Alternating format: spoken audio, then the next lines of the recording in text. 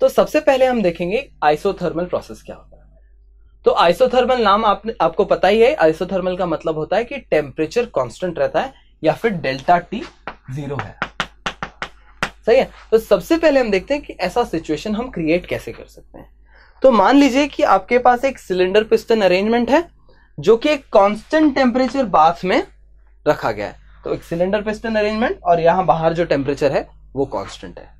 अब अगर मैं धीरे धीरे इस पिस्टन को ऊपर खींचूं तो क्लियरली अंदर मेरा वॉल्यूम बढ़ता रहेगा, प्रेशर घटता रहेगा और टेम्परेचर कांस्टेंट रहेगा। ठीक है। तो अगर मैं इस पीवी ग्राफ में पॉइंट 1 से शुरू कर रहा हूं तो क्लियरली मेरा वॉल्यूम बढ़ रहा है। तो यहां मैं देख सकता हूं कि पीवी इज अ कांस्टेंट। तो अगर वॉल्यूम बढ़ रहा है प्रेशर घटेगा।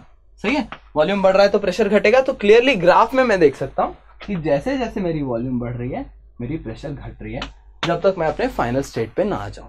सही है। तो इस ग्राफ से आप देख सकते हैं कि वॉल्यूम चेंज हो रही है। अब अगर हम बात करें वर्क डन की, तो वर्क डन आप जानते हो कि small work done is P DV, जहां वॉल्यूम छोटा सा वॉल्यूम चेंज डीवी होता है। सही है। तो इस ग्राफ का एक्चुअल एरिया जो है वो हमें निकालना है। सही है। तो इस ग्राफ का एरिया हम कैसे निकालेंगे? इंटीग्रेट करके। अब इंटीग्रेट कैसे किया जाएगा? तो हमें इसके लिमिट्स पता होने चाहिए। तो यहां पर लिमिट्स वर्क तो 0 to W जाएंगे और वॉल्यूम कहां से कहां जा रहा है? क्लियरली V1 से लेके V2 तक जा रहा है। सही है। अब यहां प्रेशर जो है, प्रेशर को भी हम रिप्लेस कर सकते हैं क्वांटिटी से। तो इस इक्वेशन में मैं अगर देखूं तो pressure can be written as nRT divided by V। तो हमारा इक्वेशन सिंप्लीफाई हो जाता है dW is equal to integral V1 to V2 nRT dV by V। अब क्लियरली हमारे पास एक इंटीग्रेबल फॉर्म आ गया है जहां ये कांस्टेंट्स हैं और हमारे पास dV बाय V है और इस साइड dW है। तो मैं चाहता हूं कि अब आप वीडियो पॉज करके 2 मिनट लें और इसे सॉल्व करने की कोशिश करें।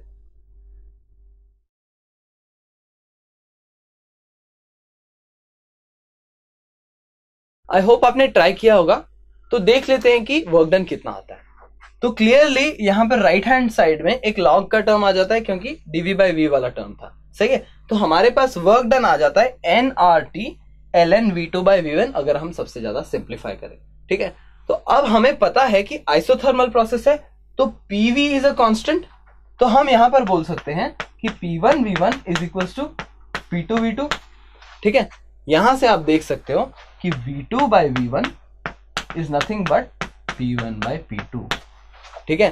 तो V2 बाय V1 वाला टर्म यहां पर है। तो हम वर्क डन को एक और फॉर्म में लिख सकते हैं जिसे हम कह सकते हैं nRT ln P1 by P2। सही है। So this is the work done in an isothermal process। तो अब हमने वर्क डन देख लिया है। Let's look at what happens to the internal energy. तो अगर इंटरनल एनर्जी को मैं याद करूं तो internal energy was NCV delta T where CV is the molar heat capacity at constant volume. सही है। तो आइसोथर्मल प्रोसेस में हमारा टेम्परेचर कांस्टेंट रहता है। तो क्लियरली डेल्टा T यहां पर 0 होगी। तो क्लियरली हम बोल सकते हैं कि हमारा डेल्टा U भी क्या होगा? 0। सो आइसोथर्मल प्रोसेस में इंटरनल एनर्जी भी कांस्टेंट रहती है या चेंज नहीं होती।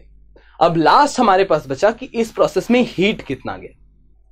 तो क्लियरली हम फर्स्ट लॉ थर्मोडायनेमिक्स का फर्स्ट लॉ लिख सकते हैं Q is equal to delta U plus W। सही है।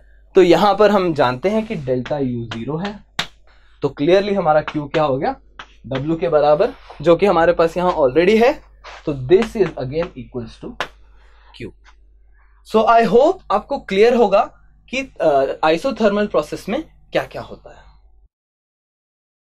तो अब हम जानते हैं कि आइसोथर्मल प्रोसेस में वर्क डन जो है वो nRT ln V2 by V1 होता है। तो हम देख लेते हैं कि एक्सपेंशन और कंप्रेशन के केसेस में क्या होते हैं। तो सबसे पहले लेते हैं जब 1 से 2 जा रहा है। यहां पर आप देख सकते हो कि एक्सपेंशन है। तो हम जानते हैं कि जब एक्सपेंशन होता है तब सिस्टम जो है वो पॉजिटिव वर्क करता है। तो उसे हम यहां से वेरीफाई कर सकते हैं क्योंकि V2 बाय V1 है, V2 ज्यादा है V1 से, ये ग्रेटर देन 1 है क्वांटिटी। तो ln V2 by V1 clearly positive होगा यानी वर्क डन पॉजिटिव होगी, यानी यहां W ग्रेटर देन 0। अब सेकेंड केस कंप्रेशन में आप क्लियरली बता सकते हो अब लॉजिकली कि यहां कंप्रेशन हो रहा है, तो जब कंप्रेशन होता है तब वॉल्यूम घटती है, यानी सिस्टम नेगेटिव वर्क करता है। वापस यहां से वेरीफाई कर सकते हैं, सही है। अगेन मेरा वर्क डन क्या हो जाएगा, V2 बाई V1 की जगह V1 बाई V2। क्लियरली ये क्वांटिटी 1 से कम हो जाएगी, नेगेटिव हो जाएगा, तो मेरा वर्क डन जो है वो नेगेटिव हो जाएगा। तो कंप्रेशन के केस में क्लियरली मेरा वर्क डन नेगेटिव हो जाता है।